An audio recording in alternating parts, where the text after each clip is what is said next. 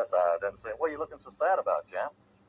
Man, I'm surprised at you. I mean, I'm really insulted. I mean, that's not right what you just said. What do you mean? What I just said? I mean, I'm getting a drink of water. I'm late getting home, but you talking. I said something about the greatest heavyweight champ, man. I mean, I'm a hometown man, and you talking about Joe Louis, man. Joe Louis wouldn't be nothing for me. Joe, I tell you, Joe, do you think you would have stood a chance with me? Well, Clay, one time during my career, I went on a bomber one tour. I would have been a bum compared to you.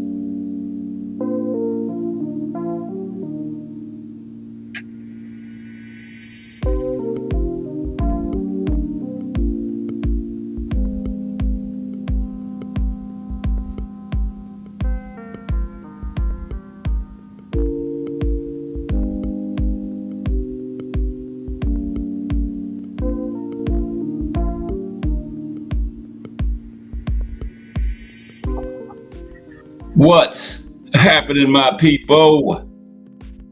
It's Cat Sports again, back for another afternoon with the family. That's right. You know what time it is.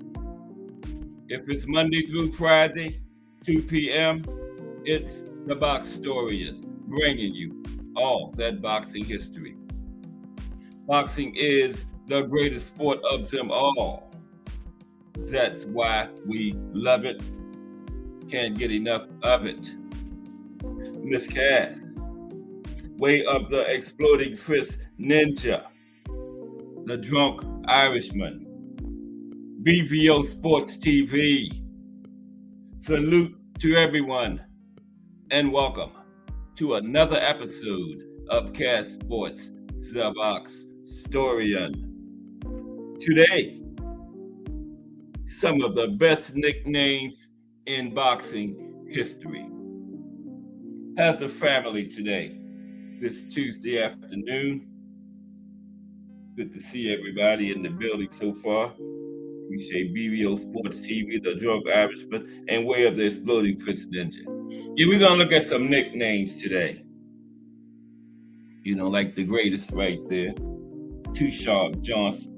Lights Out Tony.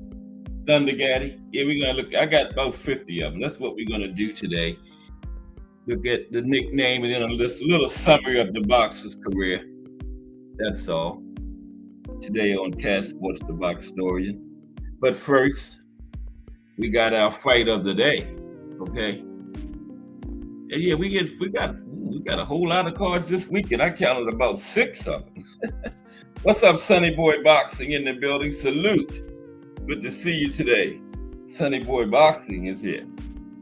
Yeah, I know we got like 3 Friday, 3 Saturday, but the big one of the weekend is Nick Ball and Sam Goodman and Raymond Ford and I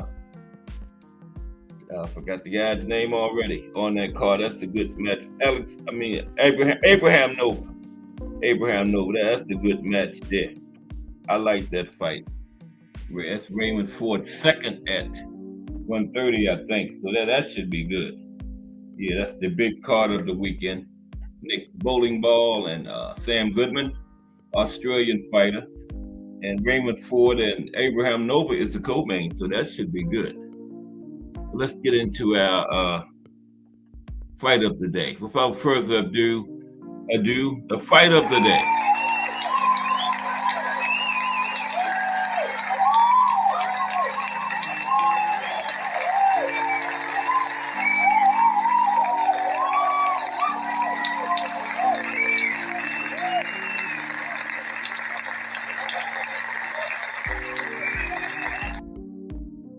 Okay, the fight of the day today will be Julio Cesar Chavez versus Meldrick Taylor 1. Thunder meets lightning. March 17th, 1990. Thunder meets lightning.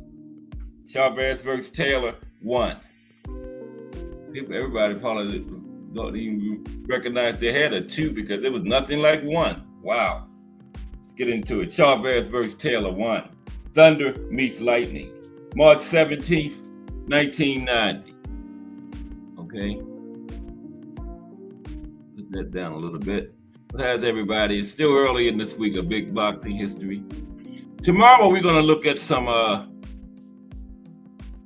close and controversial fights. Okay. Thursday, we're going to look at the history of another country. It's going to be Canada this week. Going around the world in alphabetical order. Going to be history of boxing in Canada this week. And look at some boxers from Canada. Friday, the profile is the life and career of Prince Nassim Hamed. Okay, that's the week. But right now, the fight of the day, Julio Cesar Chavez versus Meldrick Taylor 1.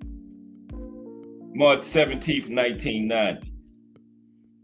Now, few super fights fully live up to the expectations aroused when they are initially announced, and even rarer are the ones that surpass expectations.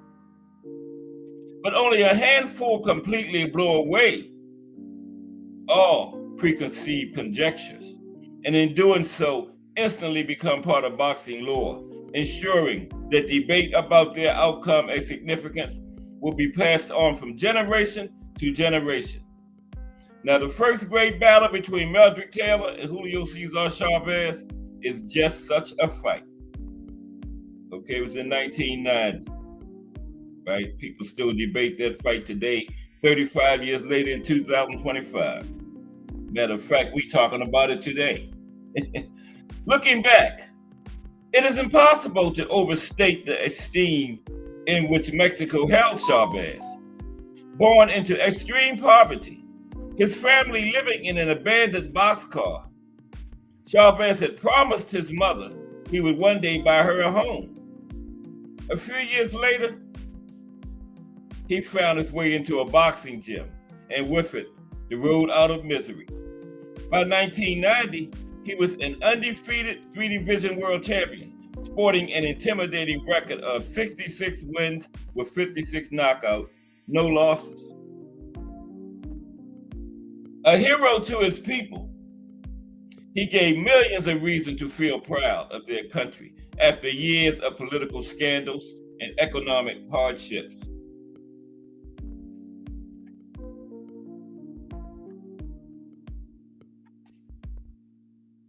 Thunder and lightning.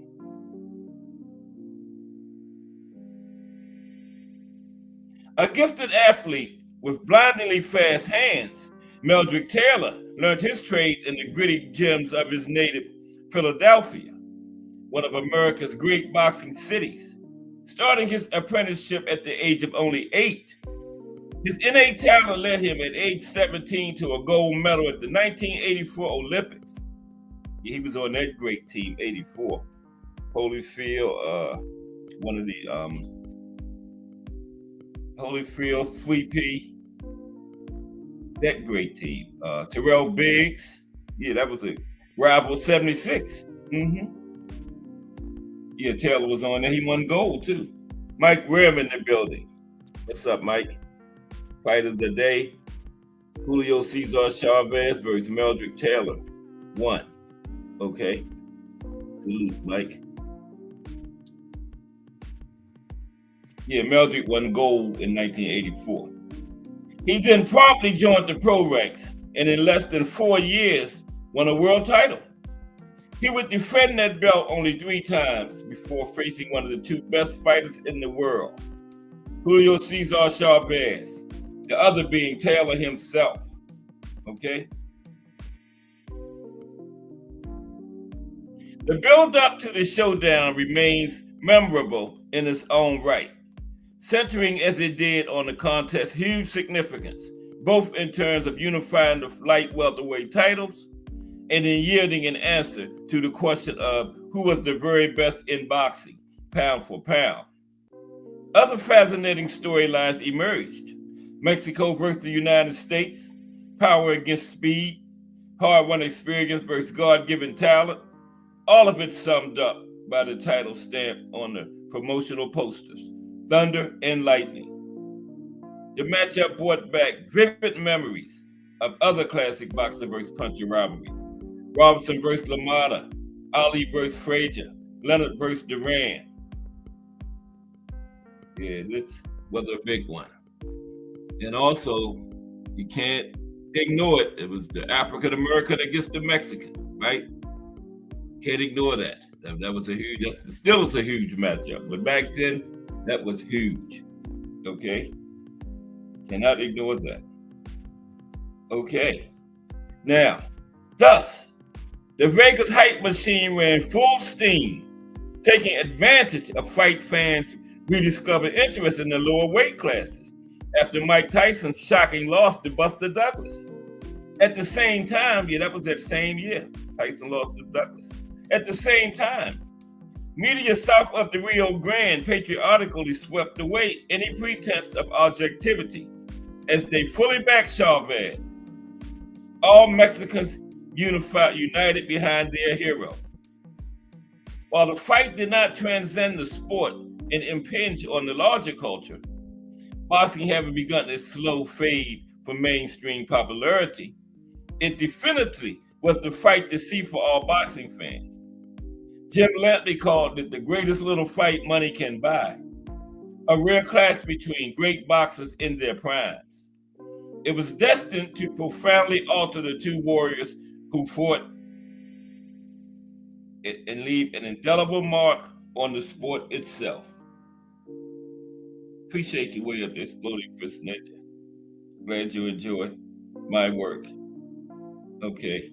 Now, from the opening bell, the battle was waged at a furious pace, with Taylor in full use of his outstanding boxing faculties and remarkable physical attributes, largely dictating the terms, scoring with lightning fast combinations.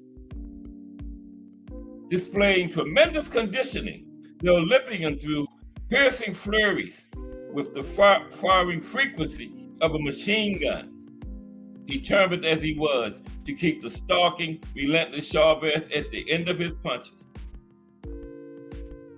And did a fantastic job of that too, throughout the fight.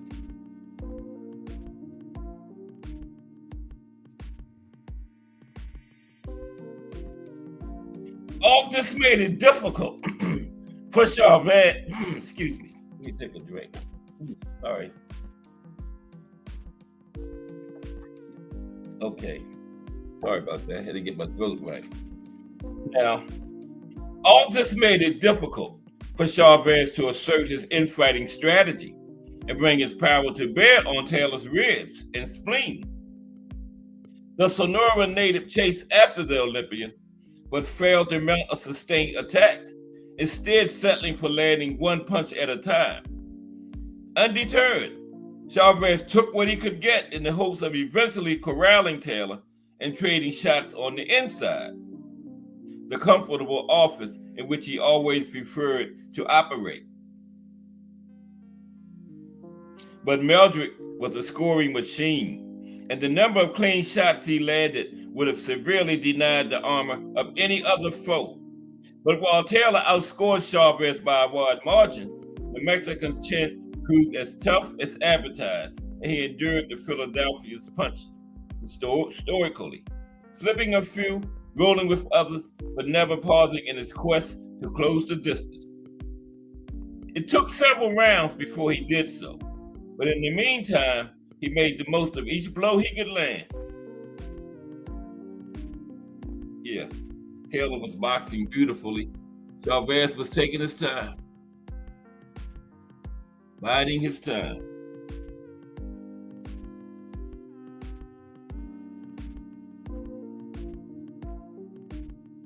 In the majority of rounds, Taylor had the edge. Okay? There was largely believed that the outcome of the contest would rest on the answers to two questions. Would Chavez be able to land enough body blows to cut Taylor's speed?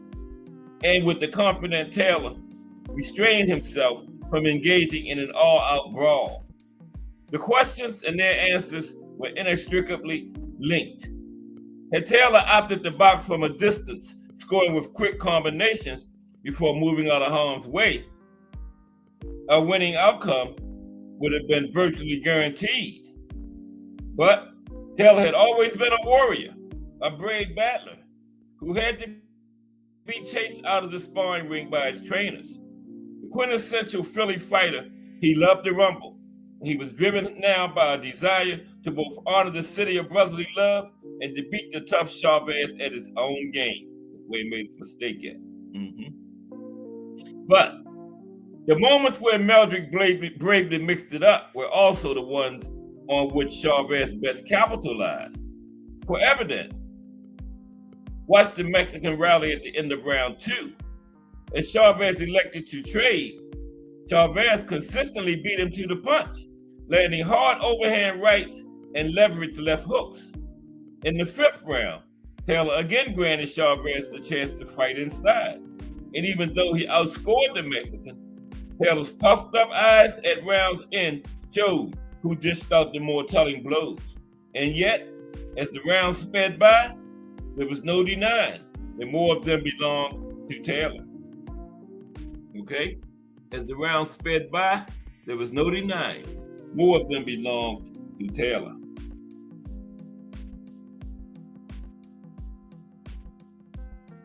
But in round 10, a change in momentum was evident.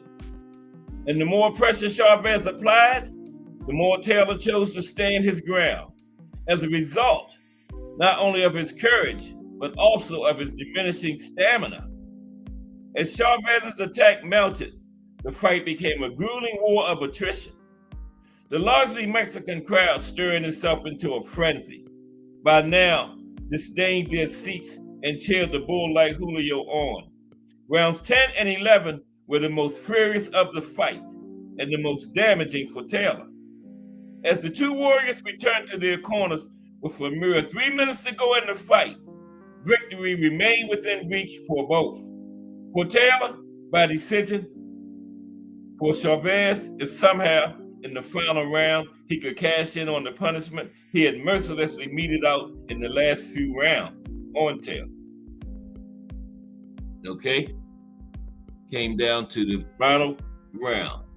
Taylor all he had to do was make it to the bell. Chavez needed a knockout to win the fight. Round 12. Then came the finale. A finish as dramatic and controversial as any in the long history of the sport of boxing. The sequence transpiring in the fight's dying seconds was a direct result of the pounding Taylor had absorbed. Punishment that left him with a broken orbital bone and made him urinate blood after the fight. And while Meldrick's corner must have known that Taylor held a sizable lead on the scorecards, and despite watching him spit blood and peer out from horribly swollen eyes, They inexplicably urged him to go after Chavez in the final round. That was mind-boggling. They told him to go after Chavez. Meanwhile, Chavez's corner knew they were fighting a losing battle, and only a knockout could keep the Mexicans' undefeated record intact. Drama was all but guaranteed in the final chapter of an already epic battle. Yeah, drama was guaranteed, and it didn't disappoint. And Richard Steele was the cause of the most drama, the damn referee, right? Mm-hmm.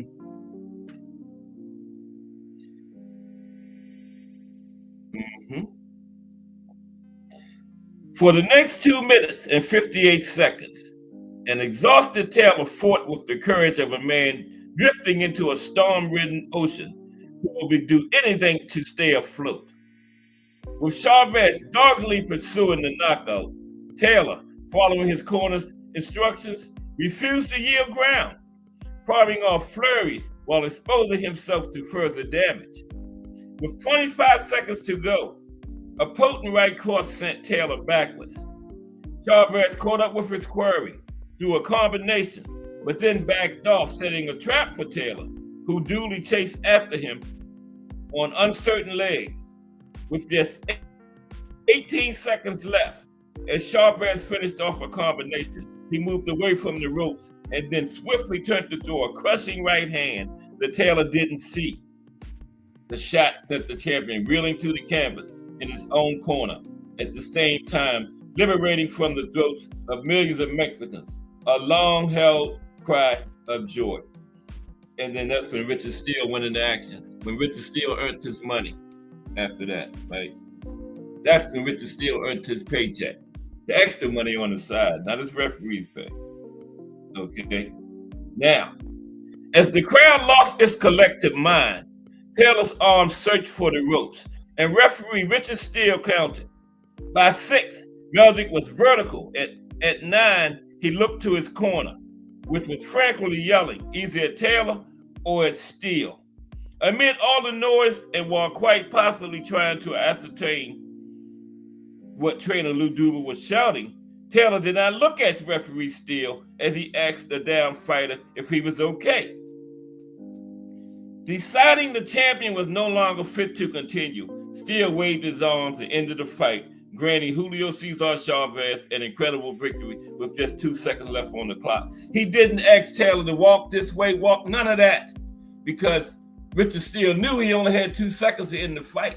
If he'd have did everything referees normally do, the 2 seconds would have ran out. Richard Steele was clearly paid. I don't care what anybody says. He was clearly paid to keep Chavez undefeated. Clearly paid. Chavez versus Taylor 1 was universally deemed the fight of the year for 1990 and would later be called the fight of the decade by Ring Magazine.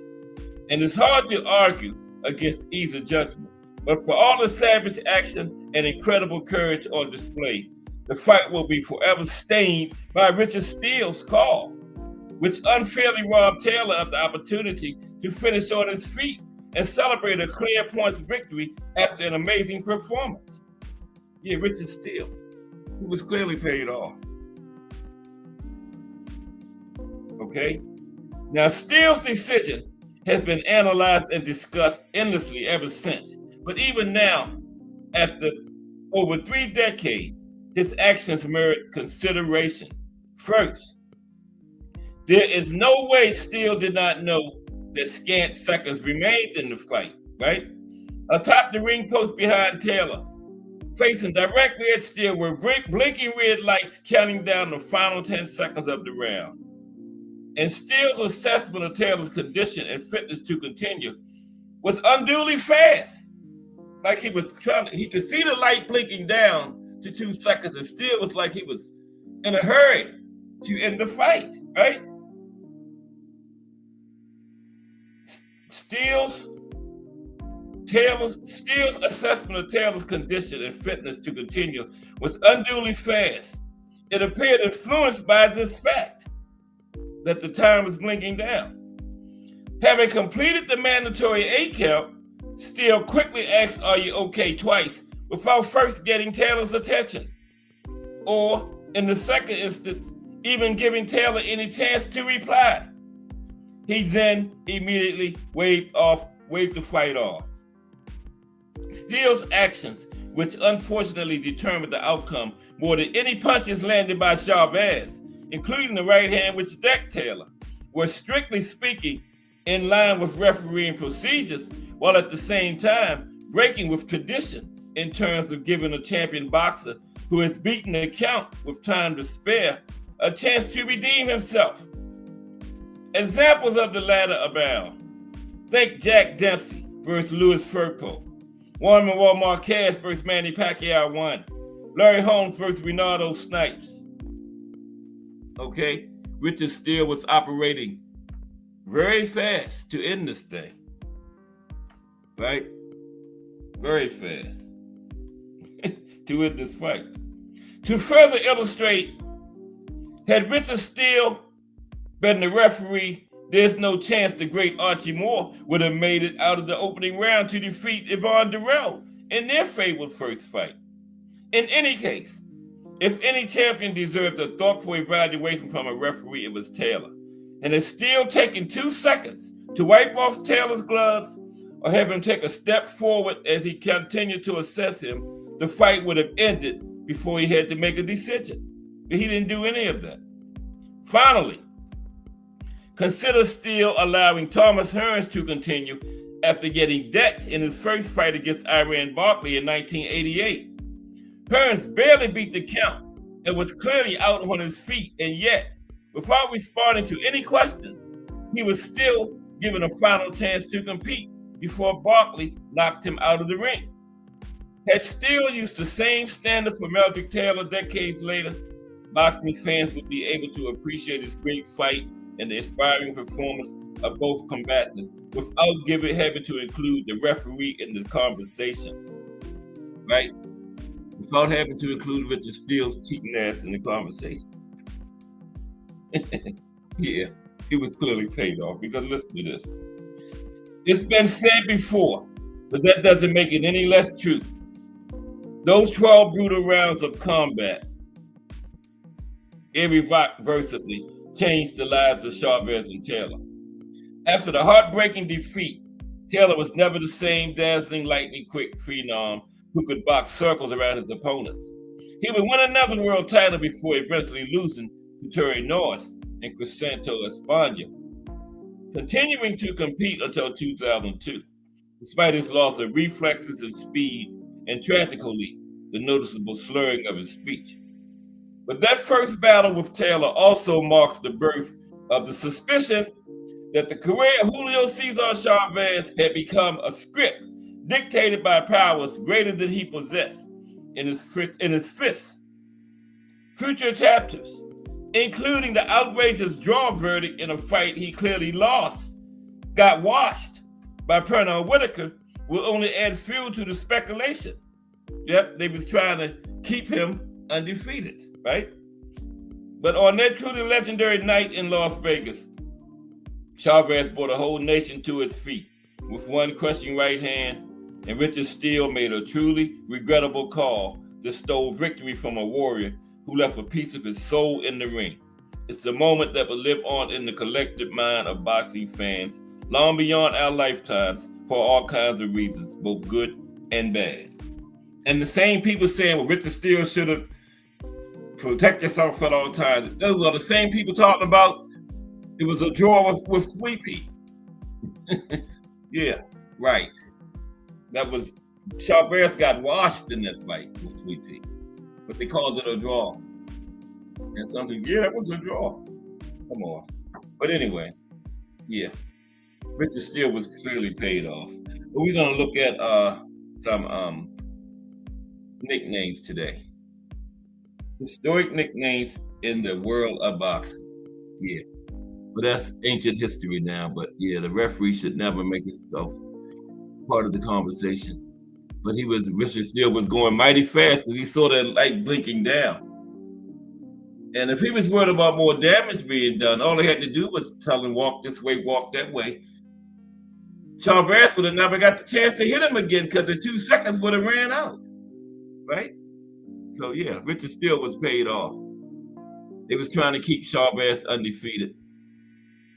clearly the draw was with Whitaker.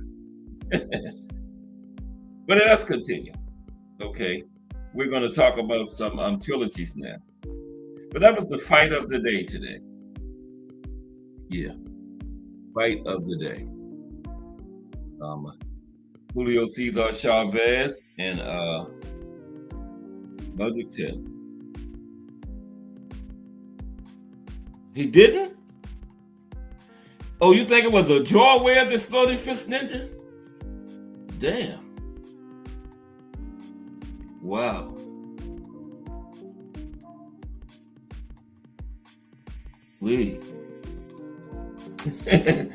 Damn. Exploding Fist Ninja said it was a draw between Chavez and Sweet Pea. Man. But let's continue. Yeah. If anybody think that's a draw, it's not even no use arguing with them. That's crazy. Yeah, okay. The 50 greatest nicknames in boxing history.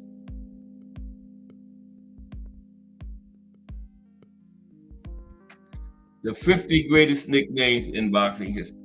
Now, boxing has had its share of interesting nicknames over the years.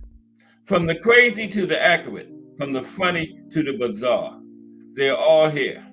The best 50 nicknames in long history of the sport of boxing. It's not done in any particular order, right? Simply compile some of the best nicknames in one place. Just gonna give you the nickname and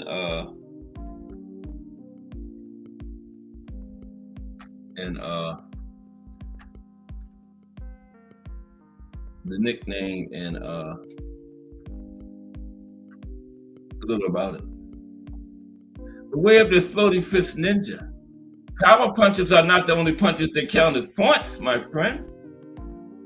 You don't have to land a power punch to score, right? It don't matter if he didn't throw any power punches per round, but he was winning the rounds. A jab counts as points too, my friend. So yeah, the amount of power punches he threw per round don't mean. What does that mean?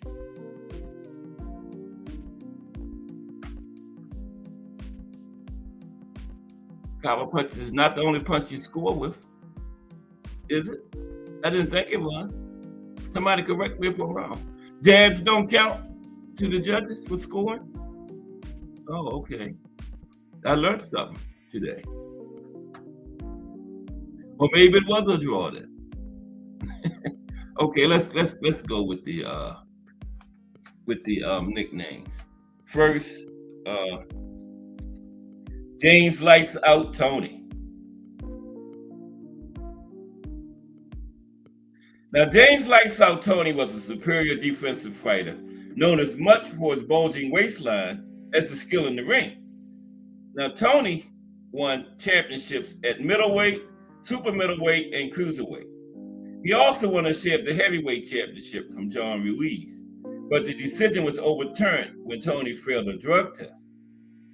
Now, Tony chalked up wins over several high-profile names in his 20-plus year career, including Mike McCallum, Iran Barkley, Michael Nunn, and Evander Holyfield. With over 80 fights and world championships in 3 weight classes, Lights Out is a no-brainer for induction into the International Boxing Hall of Fame, where he sits. Yep. Arturo Thunder Gatti. Another great nickname.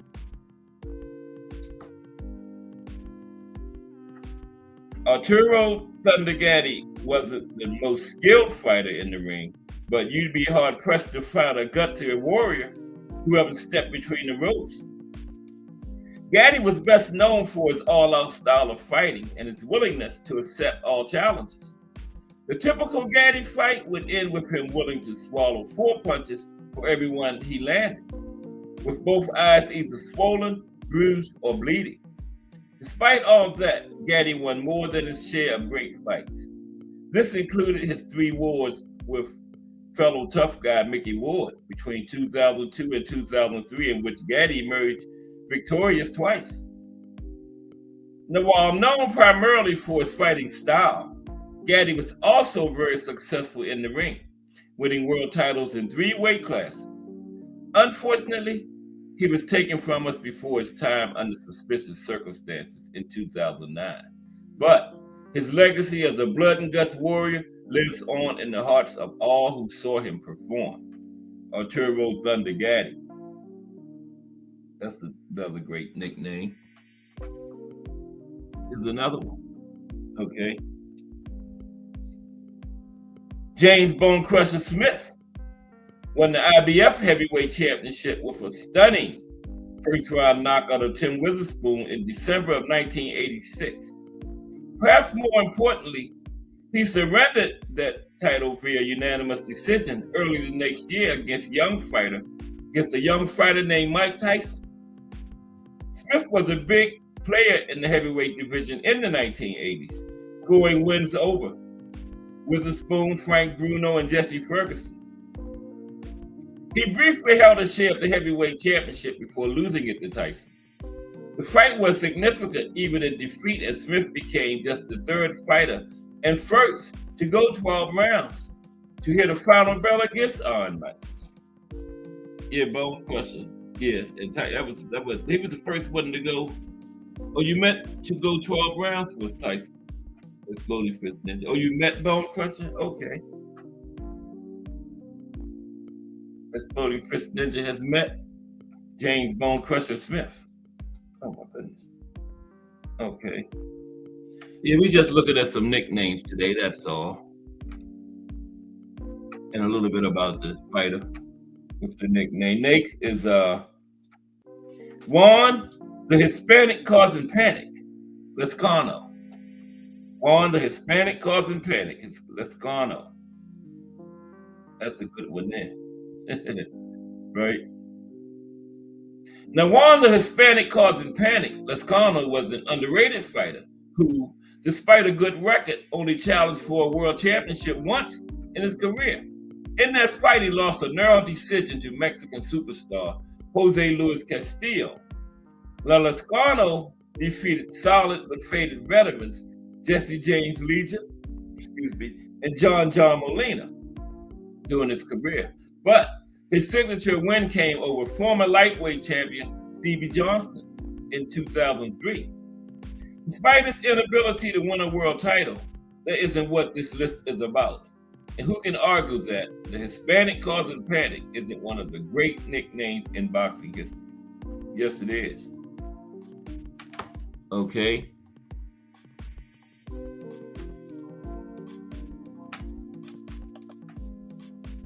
Looking at some nicknames today. Oliver the Atomic Bull McCall. Ray Patterson what's up, RP? Straight out of New Jersey. Ray Patterson in the building. Looking at some nicknames today, RP. That's all. And a little bit about the fighter with the good fancy nickname.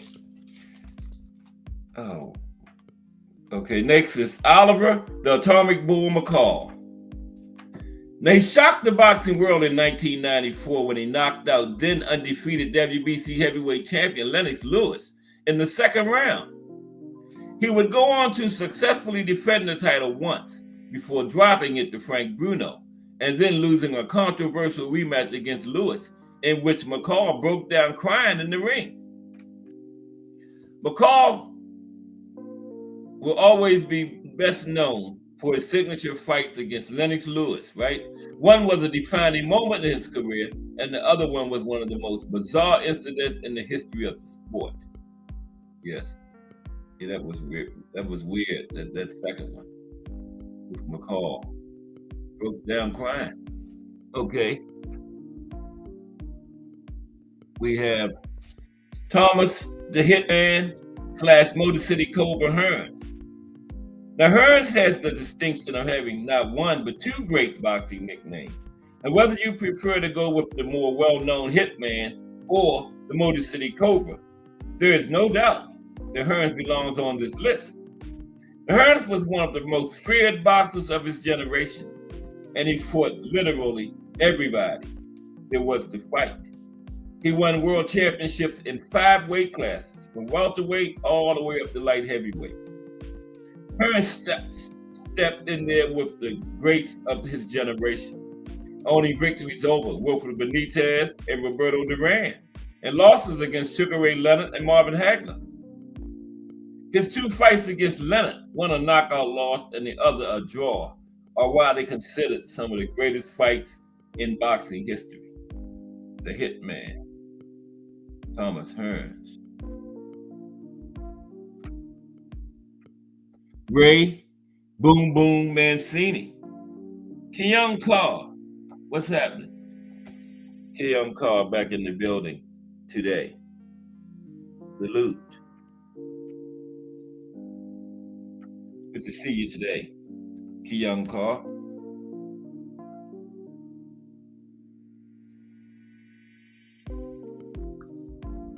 All right, there we go.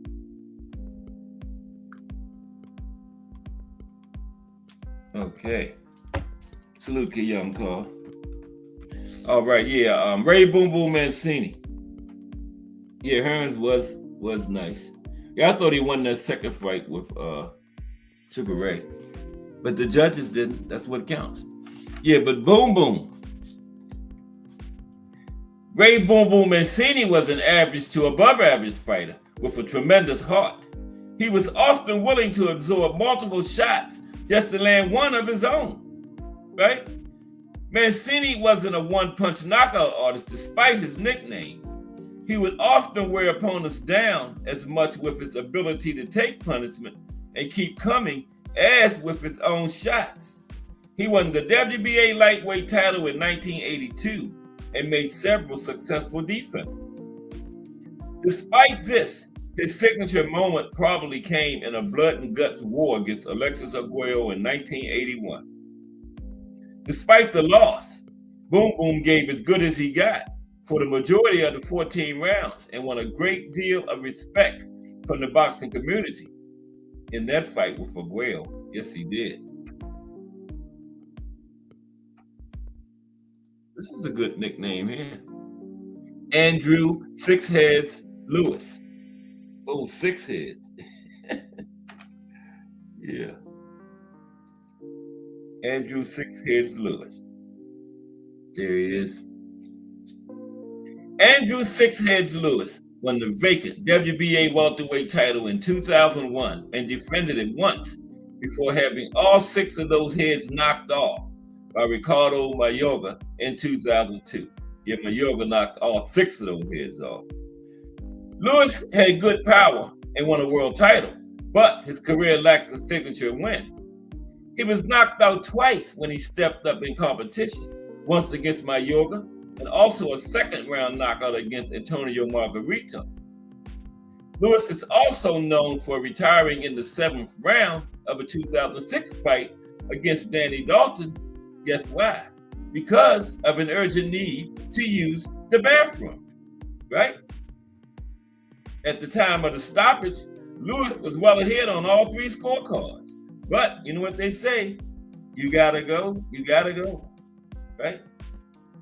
Was winning the fight, but he had to go to the bathroom, so hey. Okay. Pernell Sweet Pea Whitaker. Now, Pernell Sweet Pea Whitaker was a defensive marvel in the ring. He was one of the best pure boxers in boxing history, and his ring intelligence is second to none.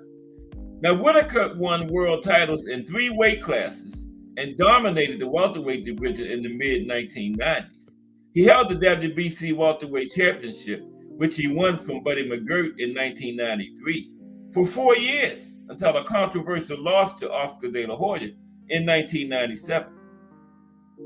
Now, many still contend that Whitaker should have received the judge's nod that night and not De La Hoya. Now, Whitaker was also on the short end of another controversial decision, a draw, though no less egregious, against Mexican legend Julio Cesar Chavez in 1993. Where the Floating Fish Ninja didn't think so. Okay. Salute Way of the Floating Fish Ninja, all the way from the UK. Now, this was a fight that Whitaker clearly dominated and clearly won was instead declared a draw despite the facts in the ring that night in Texas. Now, despite these setbacks, it was clear to anyone who saw him that Whitaker was an all-time great with an all-time great nickname. Yeah, Sweepy. Okay. The Burl Touch of Sleep Williamson. Now, he better have a good knockout rate. His nickname is Touch of Sleep. Right? Yeah. Yeah, I know. Well, I'm just messing with you. Way up there, Exploding Fist Ninja. That's all. A little fun. Okay. How about this one? The Burl Touch of Sleep Williamson. Right? Like that one, Touch of Sleep. You better have a good knockout rate. Now, the Burl Touch of Sleep Williamson came to boxing late and was a fringe heavyweight contender in the early 2000s.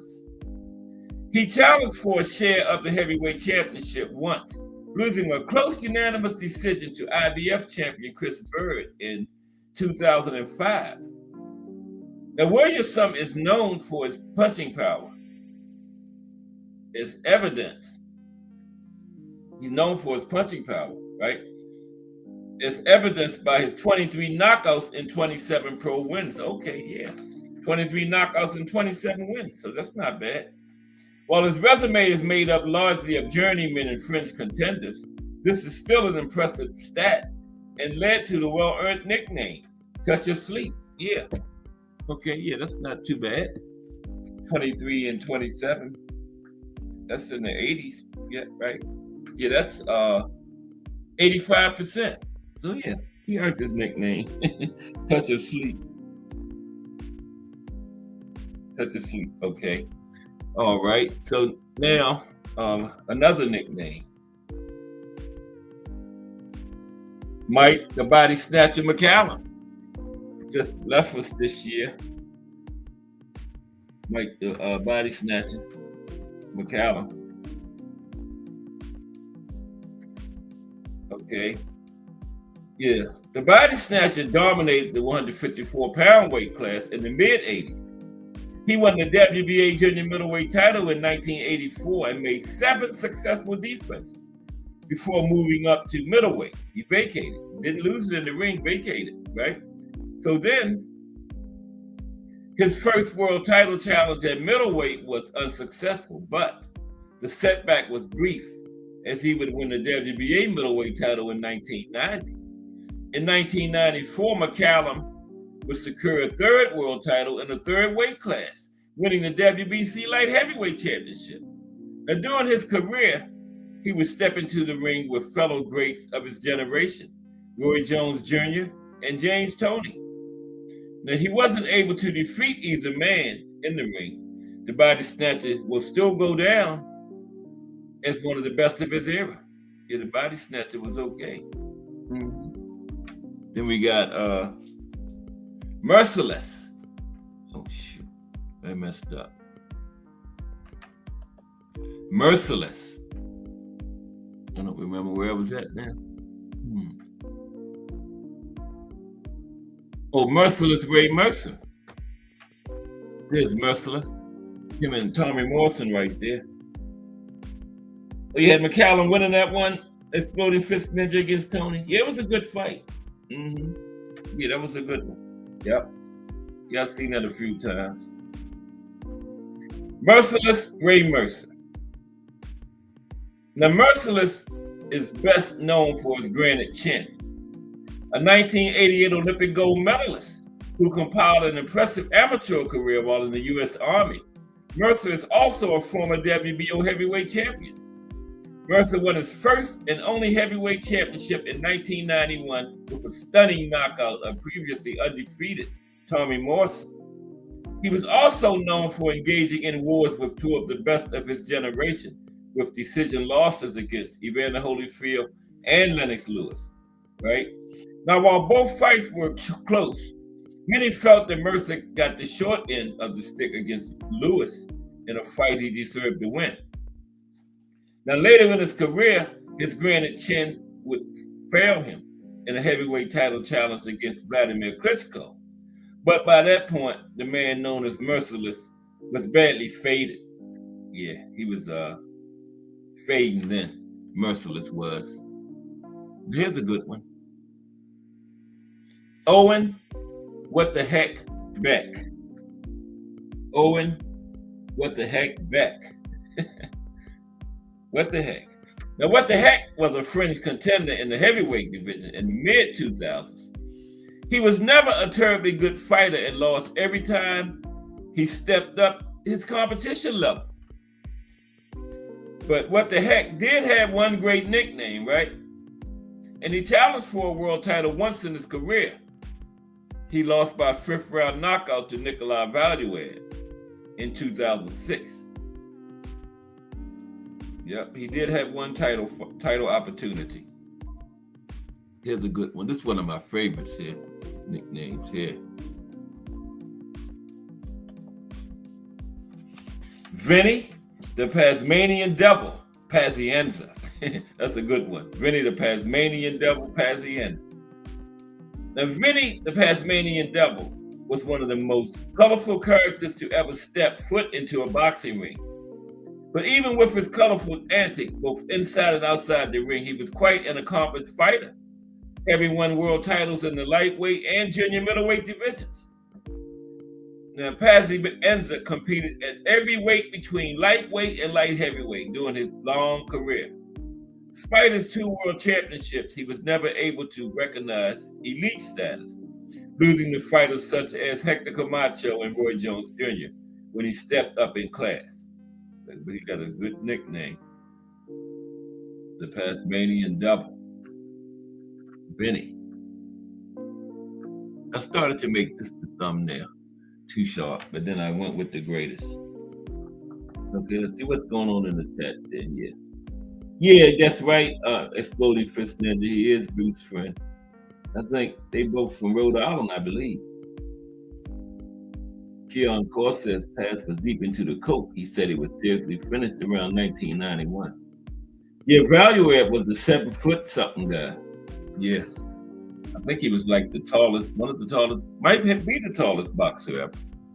But Mark T. Sharp Johnson, another good nickname.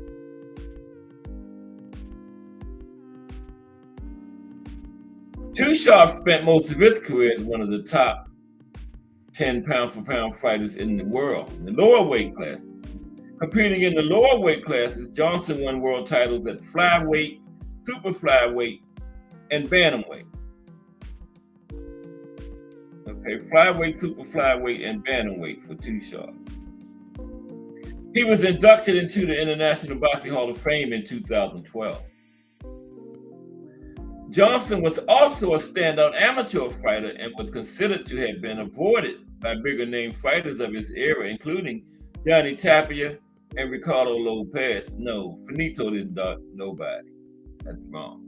Oh, okay.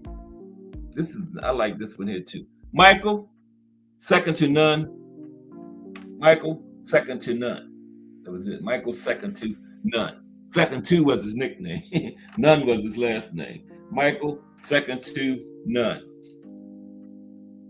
There's Michael. Now, Michael, second to none, was a standout amateur fighter who narrowly missed out on the Olympics and won world titles at middleweight and super middleweight. Nunn was a slick 6'2" southpaw with tremendous punching power and a force in the middleweight division for many years. He won his first world title in 1988 by dominating previously undefeated Frank Tate. He defended the title 5 times before a stunning knockout loss to James Lights Out Tony in a fight Nunn was well ahead on his cards at the time of the stoppage, right? Nunn would also go on to win a share of the super middleweight championship. In 2004, he was sentenced to 24 years in prison on drug charges. He's out now, though. He did 15 years. He got out in 2019. Yeah. But second to none wanted to play in the drug world, and he paid for it with 15 years of his life. He will never get back. Nope. Samuel, the Nigerian Nightmare Peter. The Nigerian Nightmare burst on the heavyweight scene at a time it was looking for a savior. Now, the Nightmare briefly appeared to be the man for the job. He had scary punching power and was an imposing foe for any opponent.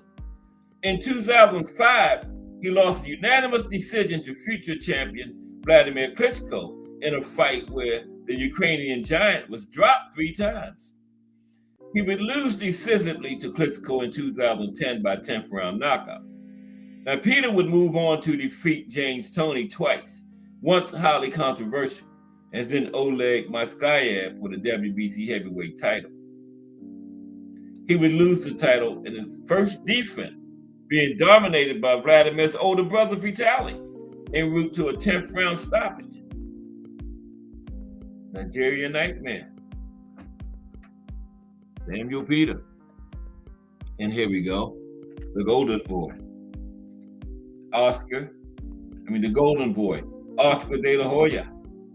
There are few fighters who have transcended the sport of boxing in the way the Golden Boy had done throughout his career. Oscar De La Hoya won Olympic gold at the 1992 Barcelona Summer Olympics, earning his nickname. It was one he would live up to, becoming the highest grossing fighter in the history of boxing during his career, right? Throughout an illustrious career, De La Hoya defeated 17 world champions and won titles in 6 weight classes. I think it's like 11 different titles in 6 weight classes. He is also known for often finding himself involved in controversial decisions. And many people feel he should have lost to Pernell Whitaker, but deserved to win against Felix Trinidad. Others contend he lost to Felix Sturm, but should have gotten a nod in his rematch with Shane Mosley. In 2007, De La Hoya, along with Floyd Mayweather Jr., competed in the highest grossing pay-per-view fight in boxing history at that point. While De La Hoya was unable to take money zero, he was highly competitive and dropped a narrow split decision some felt he could have eked out. I thought that was the closest Floyd came to losing was against Oscar too. That's I thought that was. Yeah. After retiring from the sport in 2009, after being dominated by Manny Pacquiao, Oscar has thrown himself into the promoting end of the sport as head of Golden Boy Promotion. Named after him, took his nickname. Okay? DeMarcus Chop Chop Corley. We just going through some nicknames today, that's all. DeMarcus Chop Chop Corley. DeMarcus Chop Chop Corley. Chop Chop is a former WBO junior welterweight champion who is known for his nickname and his outlandish, sometimes outright crazy ring attire.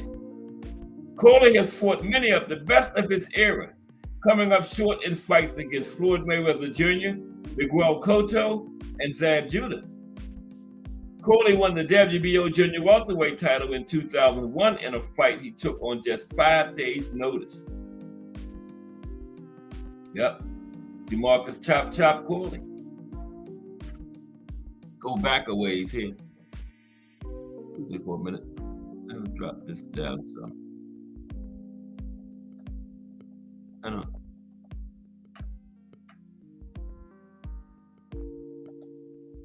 I'm right there. Yeah. Okay. Just going through some nicknames, great nicknames today. Okay. Now we are at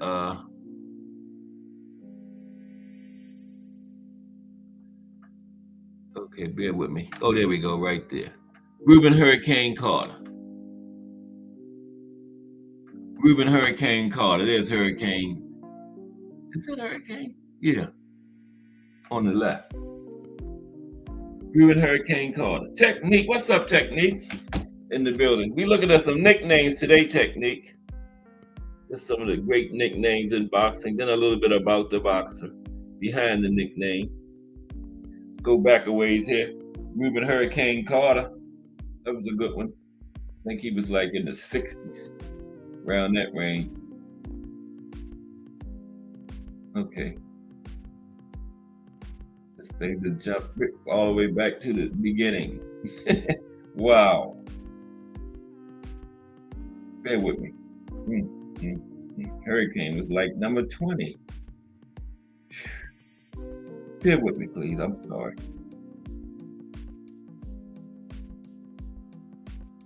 That should have never stopped. I went to turn the music down and everything went all out of whack. But I'm almost back. Ruben Hurricane Carter is where we at.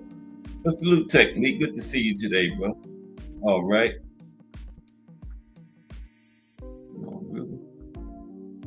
There he is. Ruben Hurricane Carter is next. The cucking sector. What's up?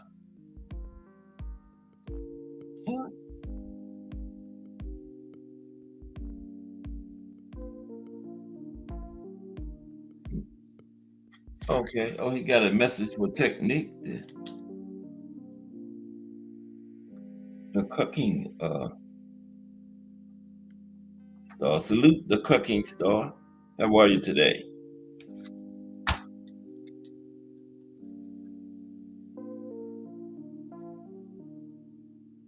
Salute. Okay. All right. Yeah, we talking about some nicknames today. Ruben Hurricane Carter. Now, Hurricane is perhaps better known for his life outside the ring than the one in it.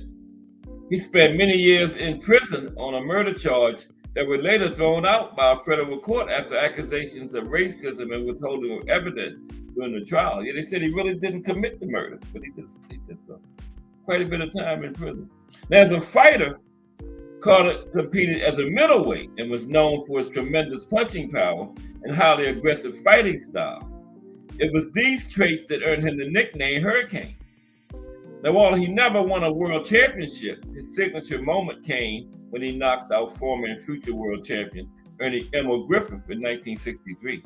If he hadn't went to prison, he probably would have had a title, but his career was interrupted.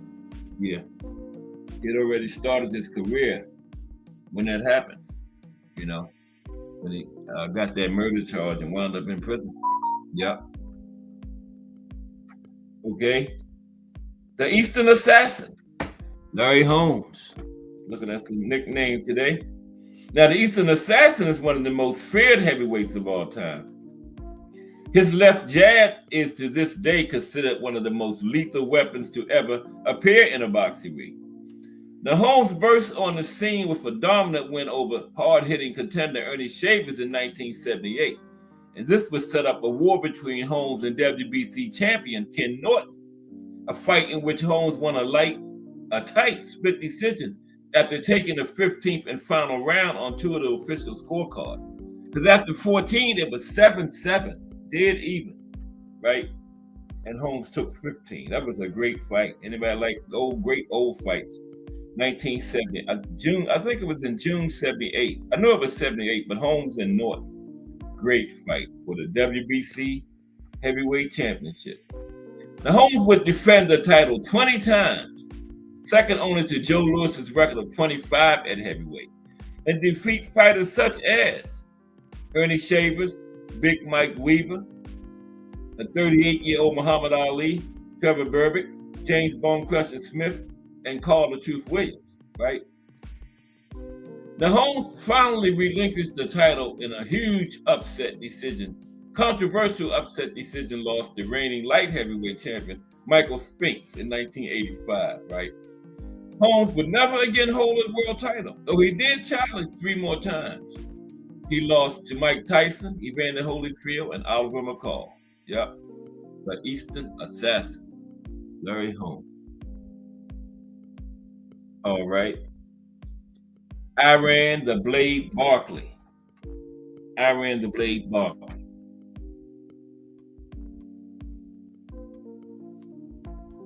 Yeah, Butterbean. I think we got Butterbean on here too. Exploding Fist Ninja. Yeah, that's a good nickname. Butterbean. Yeah, he's on here. Yeah, the Exploding Fist Ninja was mentioning Butterbean. Yeah, that was Holmes' last fight, Butterbean. Right, yeah, we talked about that Friday, remember? Yeah, that was his last fight, Butterbean. Eric Butterbean S. He's on here too. Iran the Blade Barkley won world championships at middleweight, super middleweight, and light heavyweight during his career. His first world title he won in a stunning knockout of Thomas Hearns in 1988. Remember that one? Barkley lost the title in his first defense. It was a war with Roberto Duran.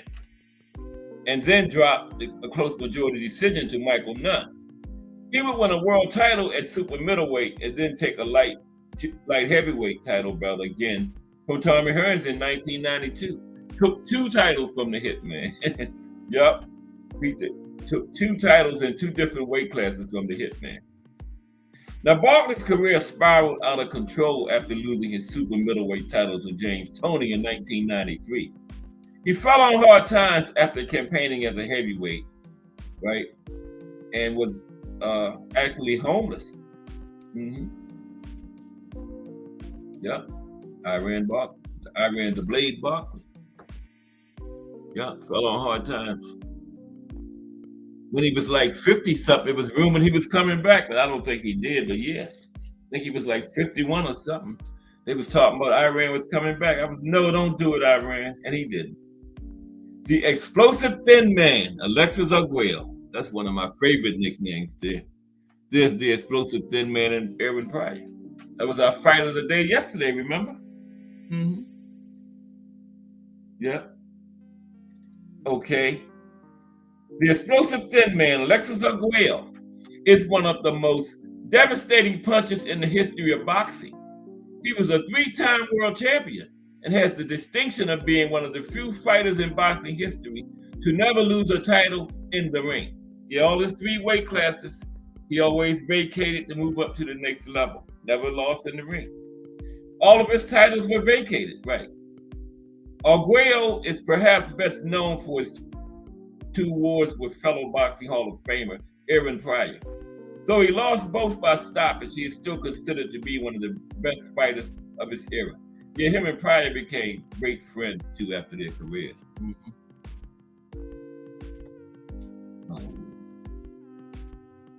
I keep hitting buttons.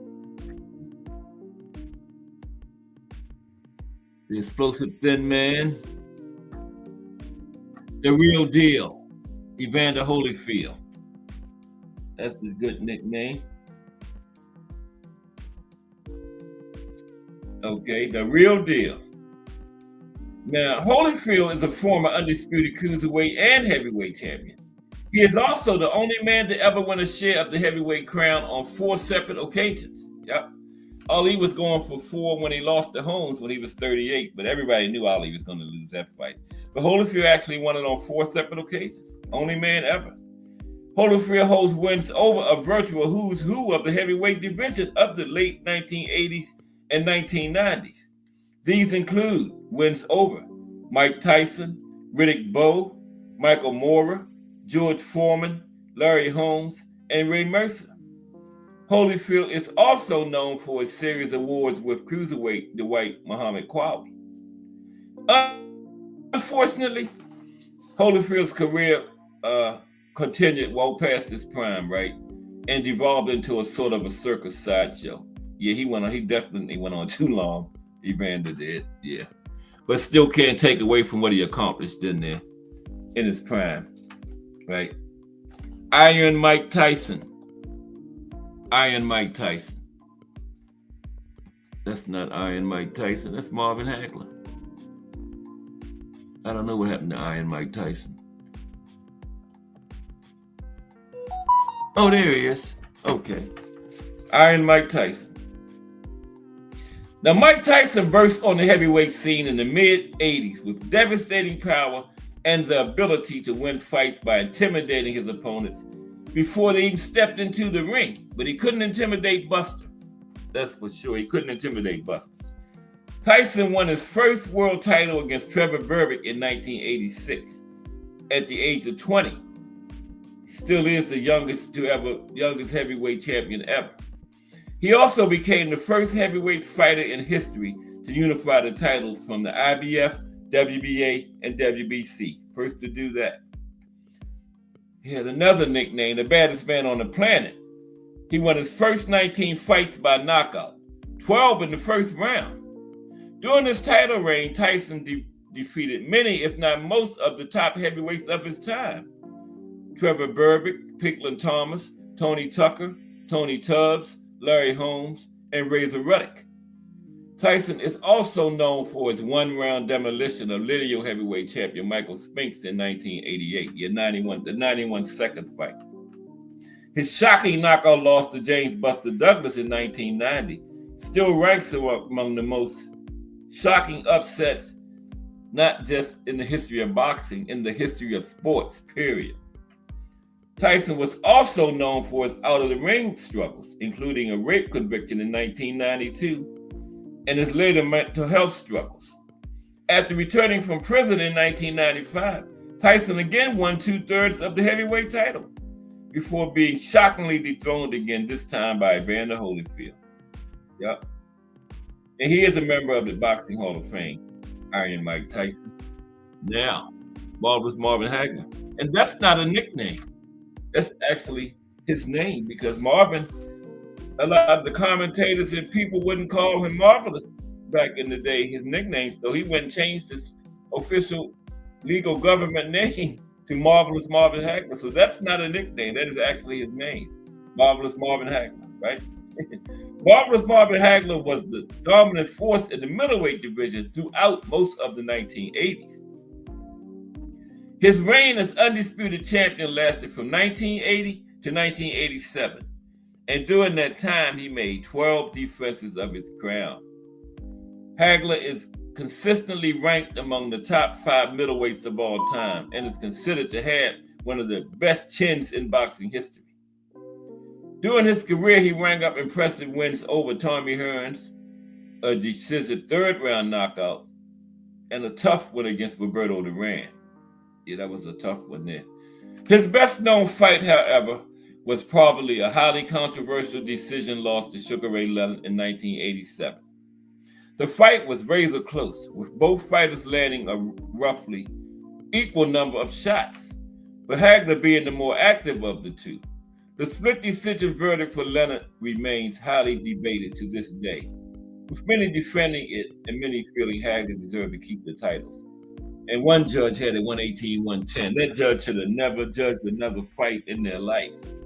118-110 for that fight. Wow. Smoking Joe Frazier. Smoking Joe Frazier. And that's the most fitting nickname of any boxer ever. Smoking Joe Frazier.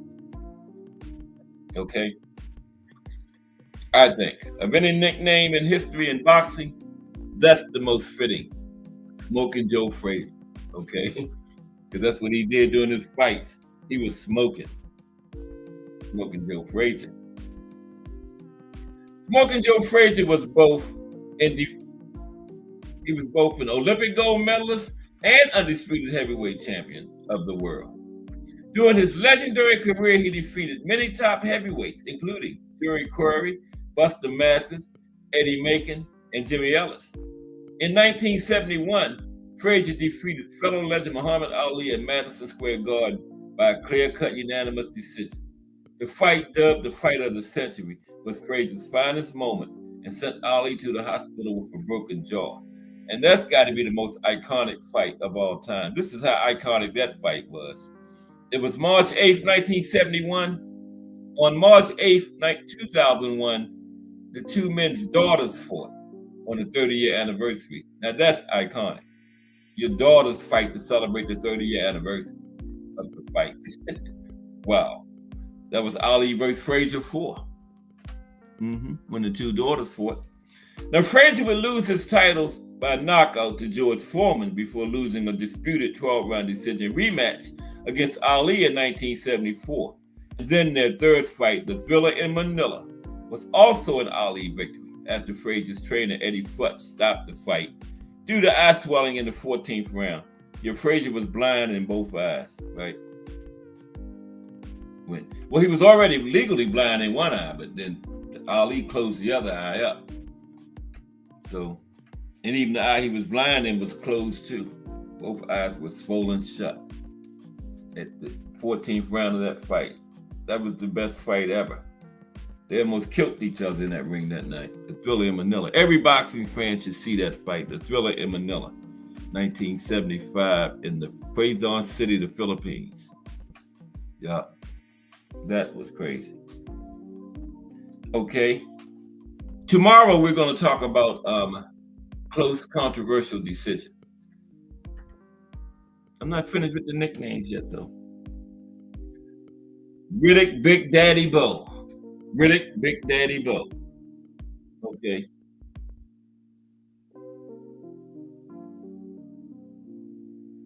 Riddick Big Daddy Bo. Now, Big Daddy Bo is a former two-time world heavyweight champion, best known for his 3-fight series with Evander Holyfield and his 2 fights with Andrew Foulpole Galata. Bo stood 6'5" and was an imposing frame in the ring. He possessed great power and used this and his size to his advantage. He won the undisputed heavyweight championship in 1992, and in the process, handed Evander Holyfield his first career loss by unanimous decision. Soon after the fight, Bo famously relinquished the WBC heavyweight title by throwing it in a trash can rather than face mandatory opponent Lennox Lewis. Bo's reputation took a major hit as a result of his perceived ducking of Lewis. What else could you call it? He threw the belt in the trash rather than face this man. So, now, Bo would go on to lose his rematch with Holyfield by a majority decision after entering the ring clearly out of shape. And that was the Fan Man fight. I think Bo would have still won if it wouldn't have been for Fan Man coming in there. Yep. Bo won the rubber match against Holyfield and became the first man to knock Holyfield out. Riddick Bo. Big Daddy Riddick Bo. Or Riddick Big Daddy Bo. Hector Macho Camacho. We're just going over some nicknames today, that's all. Technique says Bo knew he was going to lose to Lewis. Yeah, so he took the easy route out and ducked. That's right, Technique. What else can you call it? The man threw the belt in the trash rather than face him. So that's the textbook definition of a duck right there. Yeah. Bo ducked. No other way to look at it. Right? Take a drink. I can't get my throat back. Yeah, no other way to look at it, Technique. He ducked. I don't even know how anybody can try to defend that. You know, that's the definition of a duck, right? Bo can't even defend that. He should just admit I ducked. Okay? But Hector Macho Camacho. Hector Macho Camacho. Now, Hector Macho Camacho is one of a kind. From his outer ring bluster to his in-ring attire, there was absolutely nothing shy about this man. Yeah, that skirt or whatever they call it, they wear now. That's part of Hector's legacy. He started that. Camacho won his first world championship by 5th round knockout over former champion Rafael Bazooka Limon. Now, the belt had previously been declared vacant when champion Bobby Chacon refused to go to Puerto Rico to face Camacho. I don't blame Bobby. Bobby was the champion. Why should he have to go to Camacho's country to face him? And they stripped him. That was crazy. That was good and crazy. Did the champion have to come to you? Yeah. What belt was that? Probably WBC always crazy, man. Yeah, that was way back in the 80s. It was the first of 4 world titles in 3 weight classes before they elected Puerto Rican star. Now, during his career, Camacho would score notable wins over Limon, Jose Luis Ramirez, Ray Mancini, and Vinny Pazienza. Later in his career, he also scored virtually meaningless wins over faded Roberto Duran and faded Sugar Ray Leonard. Yeah, neither one of them had any business still in the ring. But Duran fought like 10 more years after that. I think he was in his 40s when he fought Camacho. And he fought until he was 52. Roberto did. He was in a life-threatening car accident, and the doctors told him, not to get back in that ring anymore. That's the only reason he stopped. Then he might still be fighting now, in his 70s. Roberto is a good nickname. John the Quiet Man Ruiz. The Quiet Man. John the Quiet Man Ruiz. John the Quiet Man Ruiz was the first Latino world heavyweight champion. and he held the WBA championship on 2 separate occasions. He was mostly known for his boxing jab and grab style of fighting, but holds wins over several well-known fighters. Ruiz is known for his 3-fight series with a faded Evander Holyfield. Holyfield won the first fight, becoming the only 4-time heavyweight champion. Yeah, that's when he did that. But then dropped the rematch. This made Ruiz the first ever Latino to win a share of the heavyweight crown. Their third fight ended in a draw, but many felt Holyfield did enough to win. Now, Ruiz would go on to drop the WBA title in a historic match against light heavyweight champion Roy Jones Jr. During the fight, the much faster Jones hot-shotted Ruiz at will en route to an easy unanimous decision, right? And Ruiz did regain the title with a unanimous decision over Hasim Rockland when Roy Jones vacated the title to return to 175. So yeah, he did get the title back.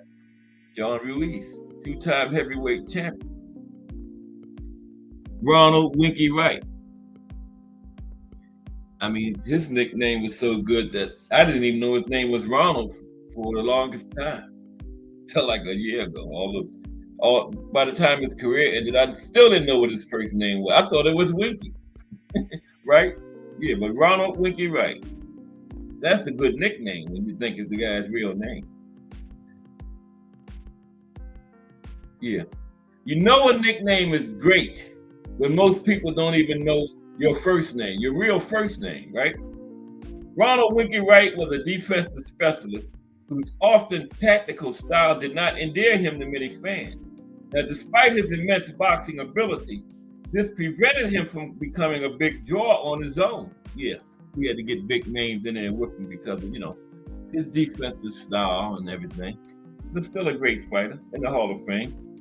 Winky boasts a record that's the virtual who's who of his generation. In his career, Winky fought 12 world champions, defeating the likes of Shane Mosley twice, Felix Trinidad, and Ike Cortez.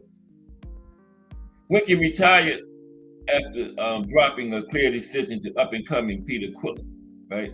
During his career, he won the undisputed title at junior middleweight and, in the view of many, was robbed of a middleweight title when he fought to a disputed draw against Jermaine Taylor in 2006. Yeah, everybody thought Winky won that one, but they gave it to Jermaine. It's what the judges thought that counts. Okay. Oh, yeah. Prince Nassim. He's going to be our profile Friday.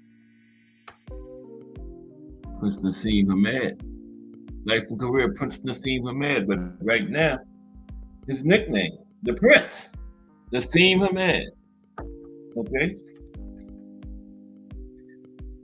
Prince Nassim Hamed is perhaps best known for his over-the-top stage ring entrances and crazy antics both inside and outside the ring. Yeah, he had some crazy ring entrances. Rode a motorcycle, came in on a flying carpet. Yeah, I saw that. Came right out of the dressing room on that flying carpet, flew over the crowd and landed right there by the ring and got in. That was before the, what they call them things, drones. But it was probably something similar to that, somebody in the back operating it. Yeah, but he did it. I wish I should have had that on film. I had that, yeah, somewhere. Yeah, but he came in there on a flying carpet. Mm-hmm. Yep. He's also known for his front somersault entrance into the ring. Now, he was a dominant force in the featherweight division, winning the WBC, WBO, and IBF titles, as well as the lineal championship. Now, during his reign at featherweight, he defeated many quality fighters, including current or former champions Manuel Medina, Tom Johnson, Kevin Kelly, and Wilfredo Vasquez, the Prince. But in 2001, he lost his biggest fight. He lost it decisively against Marco Antonio Barrera. And he was the heavy betting favorite coming in. But he was not able to deal with Barrera's aggressiveness and power. He fought one more time. He had a win over European champion Manuel Calvo. He did fight one more time after that fight. But that was the beginning of the end for that Barrera performance. looking at some nicknames. We're winding down now. The Flushing Flash, Kevin Kelly. The Flushing Flash, Kevin Kelly. It is Kevin. The Flushing Flash won 2 New York Golden Gloves championships before turning pro. As a pro, he won his first and only world championship, the WBC featherweight belt, by unanimous decision over Gregorio Vargas in 1993. Kelly is known more for his notable losses than his victories. In 1997, he lost to Prince Nassim Hamed in the Ring Magazine's Fight of the Year. In the fight, both men were down 3 times, with Hamed scoring the knockout blow in the 4th round. Kelly also has notable losses against Marco Antonio Barrera and Eric Morales, but both occurred when he was well past his prime. The Duke. The Duke is next. Tommy's a Duke Morrison. There he is. On the right there, the Duke. Terry Akers. Salute, Terry. How are you today? My favorite sister-in-law. We just talking about some good boxing nicknames today. But salute, Terry. Good to see you. Okay. Yeah. Tommy's a Duke Morrison. That was his nickname, the Duke. Now, the Duke is a former WBO heavyweight champion. He won the vacant title by unanimous decision over George Foreman in 1993. It was his second challenge for the title, having been knocked out in a previous attempt against Ray Mercer. During his career, he also scored notable wins over Pinkman Thomas, Joe Hip, and Donovan Razor Ruddock. It's another good nickname, Razor Ruddock. I think it's on here. Or did we pass him? I can't remember. The Duke never realized his vast potential, owing in large part to troubles outside the ring. His career was cut short in 1996 when he revealed he had tested positive for HIV, a fact he now disputes. He has made several attempts at comebacks, claiming his positive test was inaccurate. But he had trouble obtaining necessary licenses. He did try to come back, but that was way done now. The Duke about 50. Ike Bazooka Corte. There's Corte on the left, I believe. Ike Bazooka Corte. No, on the right. That's Bazooka on the right. Yeah, fighting. That's I can't think of his name. That's the guy that got killed. He was at a gas station. He got robbed. Remember down there in Georgia? Damn, I can't think of his name. Good fighter. Yeah, he had Shane's number. Well, I can't think of his name, man.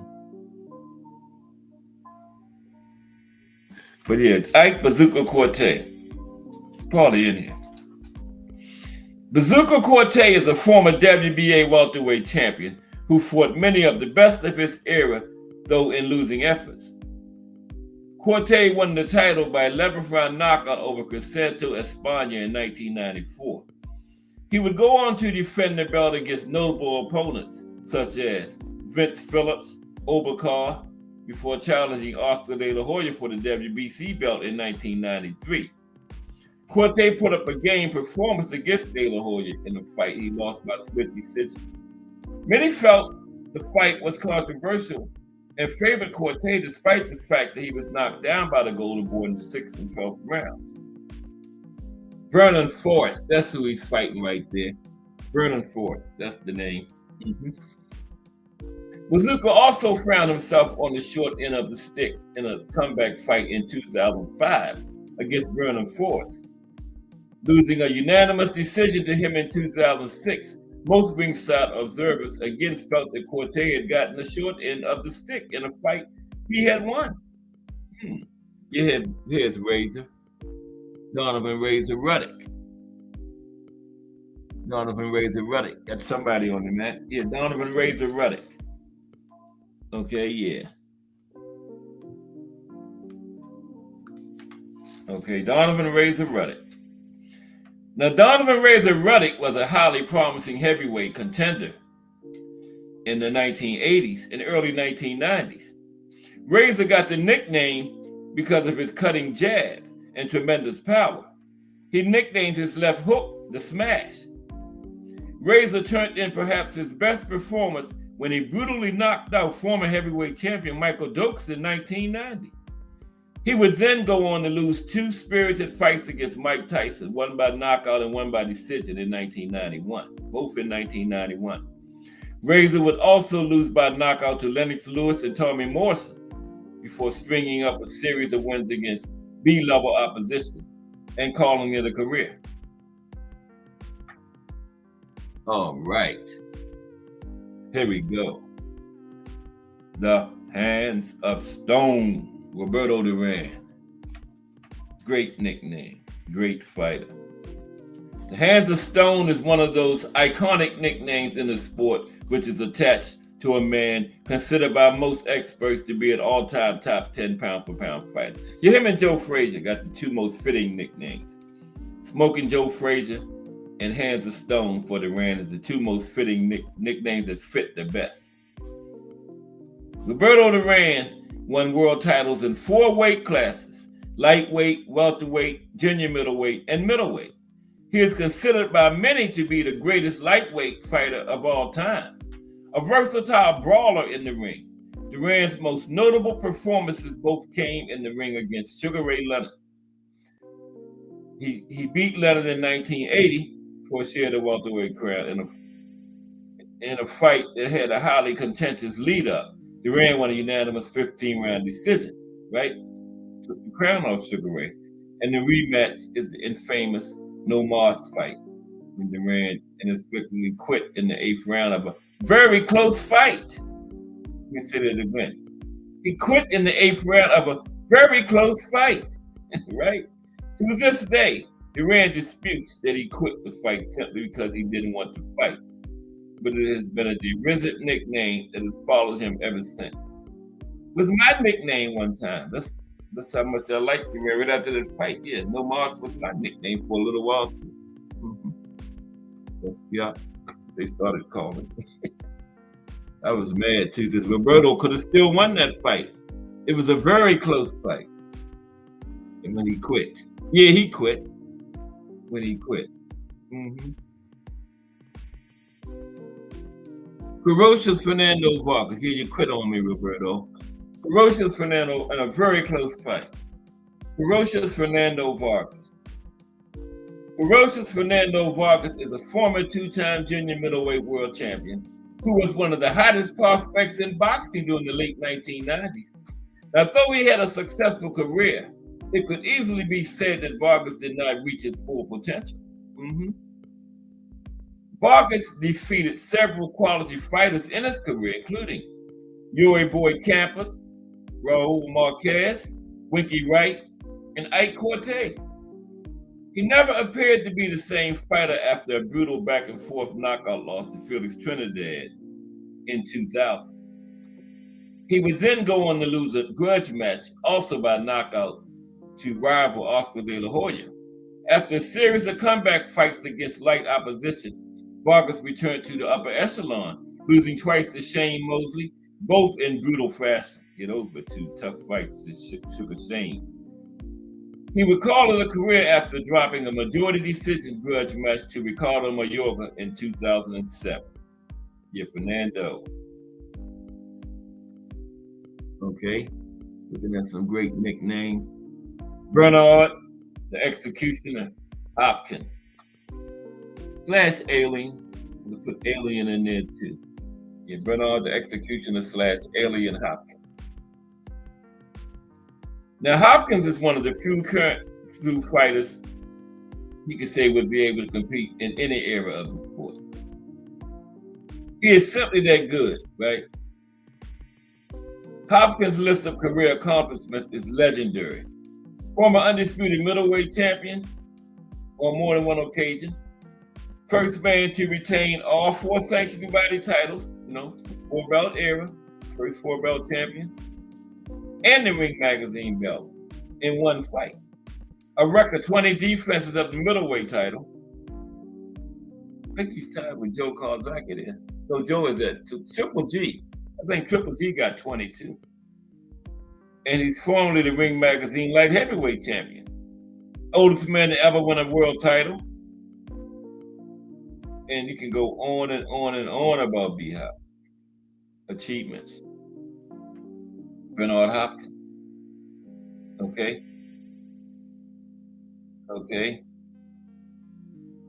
Bernard was a long one. Wow. Okay. O'Neal, give him Hell Bell. We're gonna have some great nicknames.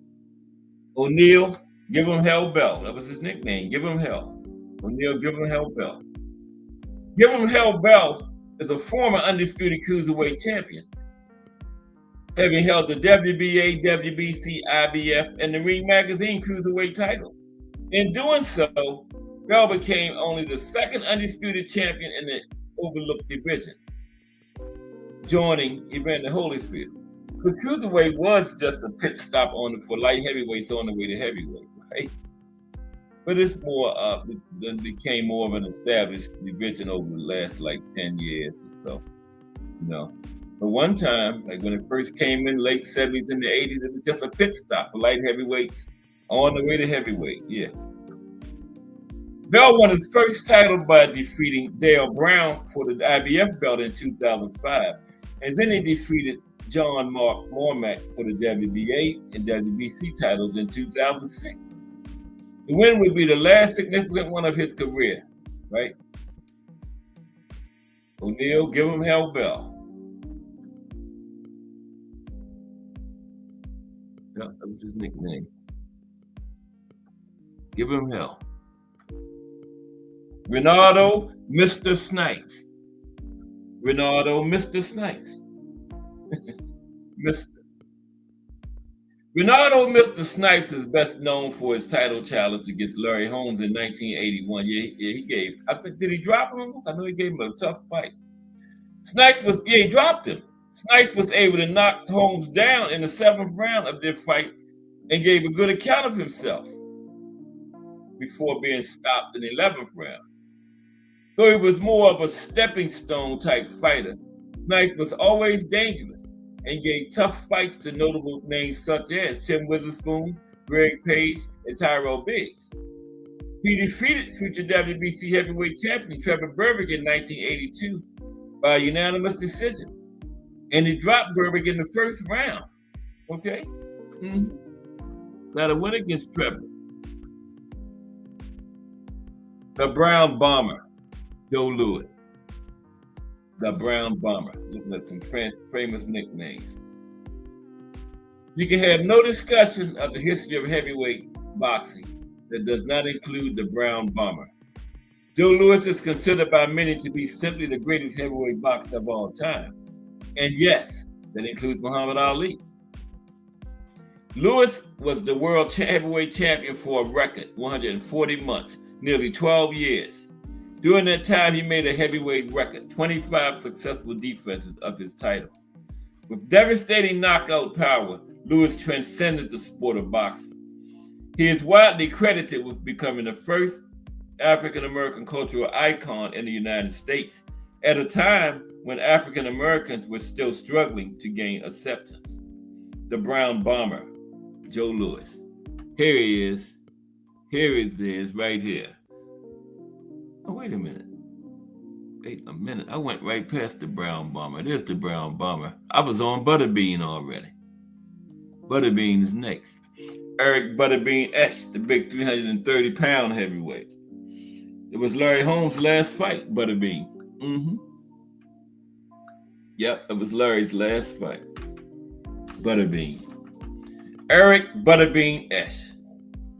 Now, Butterbean has been one of those iconic and slightly ridiculous nicknames that make it so few people actually know his real name. Yeah, I never knew what his real name is. Eric Esch. Known as the King of Four Rounders, Butterbean appeared as a sideshow fan favorite on many a pay-per-view card in the mid to late 1990s. Butterbean was known for his heavy, looping punches and his girth, always stepping in the ring at well over 300 pounds and often closer to 400. right?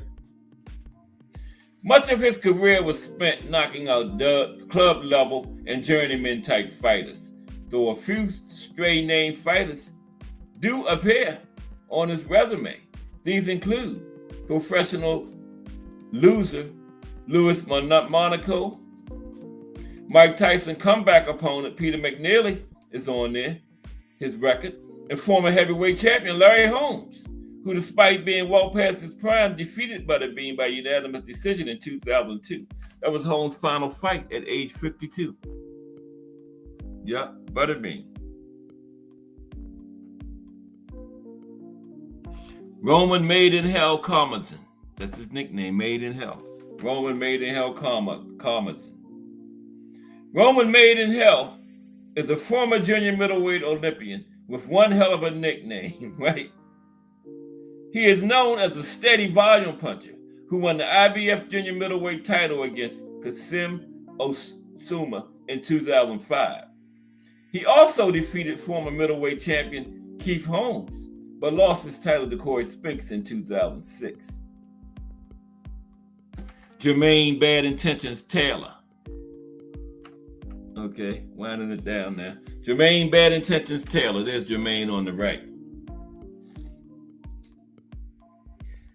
Bad Intentions is a supremely talented former undisputed middleweight champion of the world. He's best known for being the man to dethrone legendary champion Bernard Hopkins, though both of his wins were highly controversial. Taylor has had a career full of controversy and disputed decisions, in addition to the Hopkins fights, which many feel he lost. He was the beneficiary of very close and controversial decisions against Winky Wright and Corey Spinks. And tomorrow we're going to be talking about some close controversial fights, okay? Yeah, that's tomorrow. Taylor lost his middleweight title by knockout against Kelly Pavlik. Yep. Jermaine Bad Intentions Taylor. Got like 3 more. That'll be it. Glenn, the Road Warrior Johnson. That's Glenn on the right. Glenn, the Road Warrior. Glenn, the Road Warrior Johnson has literally been all over during his professional career. In nearly 20 years in the sport, he has fought in the United States, England, the Bahamas, Aruba, Germany, Italy, the Netherlands, Antilles, the Cayman Islands, and Canada. I got to add him to the name of list that fit. Along with Smoking Joe Frazier, Hand of Stone Roberto Duran, Glenn the Road Warrior Johnson has a nickname that fits. He fought in like 10 different countries. So the Road Warrior is very fitting for him. Wow. Man, yeah. Okay. Manny, the Pac-Man Pacquiao. Manny, the Pac-Man Pacquiao. Where does one begin talking about Manny Pac-Man Pacquiao, right?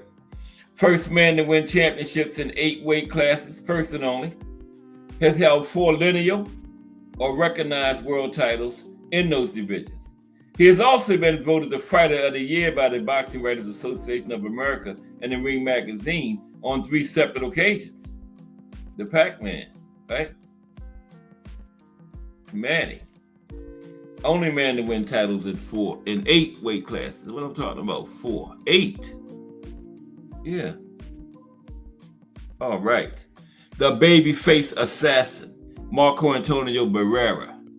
The babyface assassin. The babyface assassin, Marco Antonio Barrera, was a multi-time world champion in 3 weight classes: super bantamweight, featherweight, and super featherweight. During his illustrious career, he fought many of the best, and is best known for his trilogy with fellow Mexican fighter Erik Morales. Barrera won his first world title at super bantamweight in 1995. He defended the title 8 times, with notable wins over future champ Agapito Sanchez and Kennedy McKinney on the first telecast of HBO's Boxing After Dark series. Barrera would lose the title when he dropped consecutive fights to Junior Jones. Yeah, he made a nice comeback from those losses, though. Yeah. His star would once again shine when he moved up to featherweight in 2001, and as a heavy underdog, dominated then undefeated British star, Prince Nassim Hamed. With the unanimous decision victory, Barrera captured the lineal featherweight championship. Marco Antonio Barrera, okay? And he would then parlay this win into a rematch with rival Eric Morales, with Barrera coming out on top this time by unanimous decision, adding the WBC and the Ring Magazine featherweight titles to his shelf. Yeah, that's going to be our trilogy next Monday too, Morales and Barrera. Next Monday, Marco Antonio Barrera and Eric Morales. Yep. And then we have two more. Freddie Little Hagler Norwood. Yeah, I got the wrong picture, but he did look something like Hagler, but not that one. But Freddie Little Hagler Norwood, what did they call him? Little Hagler. Freddie Little Hagler Norwood was a very successful featherweight fighter who held the WBA championship and defended it 8 times. His most notable defense during that time was a unanimous decision win over Juan Manuel Marquez in 1999. That was a big win there over Juan Manuel. There's Pearl, sir. What's up, Pearl, sir? Yeah, we just looking at some nicknames today, Pearl. That's all. Yeah, winding down. Got a couple more, but salute. And then, just looking at some nicknames. Yeah, Freddie Little Hagler Norwood. Norwood held the title until he faced Derek Gainer in 2000 in what can only be described as an all-out war. He lost the title on a highly controversial 11th round TKO. In an exchange on the ropes, Norwood landed what appeared to be a borderline low blow on Gainer. When referee Paul Sitter came in to separate the fighters, putting his arms around Norwood, Gainer landed 2 solid and deliberate low blows, dropping Norwood to the mat, right? Sitter then administered an 18 count to Norwood. What? I thought he was the one that threw the low blows. Oh, no, Gainer threw them on him. And then he stopped the fight and gave Gainer a TKO victory. He should have been disqualified. Wow. But finally, the last nickname is the greatest. Right. The greatest, Muhammad Ali. Saving the best for last, the greatest. Muhammad Ali was simply that. The best to set foot in the ring. Ali was more than a boxing icon. He was a cultural icon and a symbol of the anti-Vietnam War movement that seized the nation in the late 1960s. Ali, who had been world champion for 3 years at the time, refused induction into the U.S. Army in 1967 and was subsequently stripped of both his title and his boxing license and his passport, right? He was ultimately arrested and convicted on charges of draft evasion, but he never served time in prison, as his appeal was eventually upheld by the United States Supreme Court. Now, Ali would go on to participate in some of the best-known fights in the history of the heavyweight division and all of boxing. His 3-fight series with fellow legend Smoking Joe Frazier remains to this day one of the most legendary rivalries in all of sports. Yeah, that's another fitting nickname. 4 of them now. The greatest Ali, that guy, Glenn the Road Warrior Johnson, he fought in like 12 different countries. The Hands of Stone, Roberto Duran, and Smoking Joe Frazier. Those are the most fitting nicknames of all time that fits fighters the most, those 4. Now, Ali lost the first fight to Frazier, right? By unanimous decision in New York City in a fight dubbed the Fight of the Century. I told you how iconic that was. It was March 8th, 1971, so iconic that the 2 fighters' daughters fought on the 30-year anniversary, March 8th, 2001. So they don't get no more iconic than that. The 2 fighters' daughters fought on that 30-year anniversary, right? Now, Ali would go on to win 12 of his next 13 fights, including notable wins over Buster Mathis, Jerry Quarry, Floyd Patterson, Bob Foster, and a split with Ken Norton before challenging Frazier again. This time, Ali would get the nod, defeating his rival by unanimous decision and setting up a fight with up-and-comer Big George Foreman.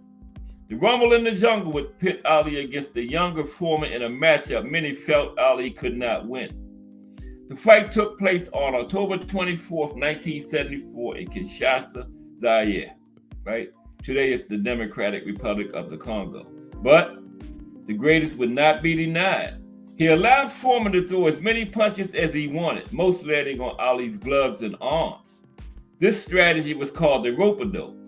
It tired out the bigger and stronger Foreman and allowed Ali to land consistent hard shots to the head.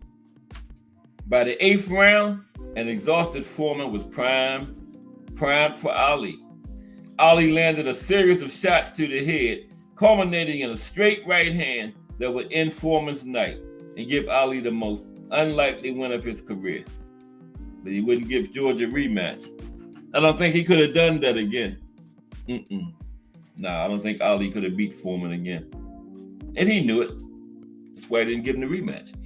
Ali would not be done with big fights, however, once again taking on old rival Joe Frazier in 1975. This time, Ali left no doubt, winning the Thriller in Manila by 14th round knockout. Ali would lose the world title in 1978, dropping a split decision to Leon Spinks. He would regain the title for the final time, winning a rematch with Spinks later in the same year. In doing so, he would become the first and only man to ever hold a lineal heavyweight championship 3 times. Holyfield won the heavyweight championship 4 times, but he was not lineal all those times, okay? I think Holyfield been lineal though once, or maybe once. Holyfield has only been lineal once when he beat Riddick Bowe. You got to beat the man to beat the man, right? Yeah. Because Bowe had beat him, and then he beat Bowe. He was part of the lineage twice, right? Now I'm confusing myself.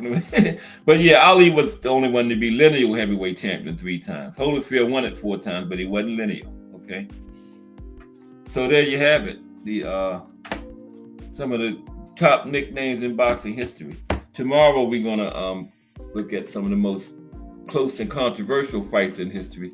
And then Thursday we're gonna do the Canada. It's gonna be our country we highlight this week, Canada. Some history of boxing in Canada. Some other significant events concerning boxing in Canada, like some great fights that happened in the country. And like the 76 Olympic team, we'll probably go over that. That's part of Canada's boxing history. Look at some great venues up there and some of the great boxers that came from Canada, you know. Arturo Gatti, originally born in Italy, but then he moved to Canada. Okay. And then Friday, the profile is the life and career of, I just said it, Prince Nassim Hamed, Brain Lock. And then our trilogy for next week going to be a big one. Marco Antonio Barrera versus Eric Morales next Monday. Don't miss that one. We're going to have a nice big trilogy every Monday. So far, we've done Ali Frazier was the first one we did. Ward and Gatti this week, and next Monday, Barrera and Morales. Don't miss that one. Yeah, that's our trilogy of the week next week. And tomorrow, some close and controversial fights tomorrow. Okay? Yeah, we brought this one up to the door. Okay? Yeah, I gotta go to the store now. I gotta get my goldfish some food. Yeah, they gotta eat too. Every time I go past the tank, they right there at the edge of the glass looking at me. So I'm tired of them looking at me. I'm going to get them some food. But I appreciate everybody for stopping through today. Another Cast Sports. Tomorrow, some of the closest and controversial fights in boxing history. Pearl Sir, Terry Akers. Oh boy, what is this name? I can't even read my own handwriting. Let me go back up on here. I don't know. Man. Let me see it in the chat. I can't read my own hand. I was jotting down as I was working. That's why I can't read it. I can't miss. Got to shout out every. Yeah. The cucking sector. The cucking sector. Okay. Got to shout everybody out because I appreciate everybody. The cucking sector. Technique. Keyoung Carr. Ray Patterson. Mike Rim. Sonny Boy Boxing.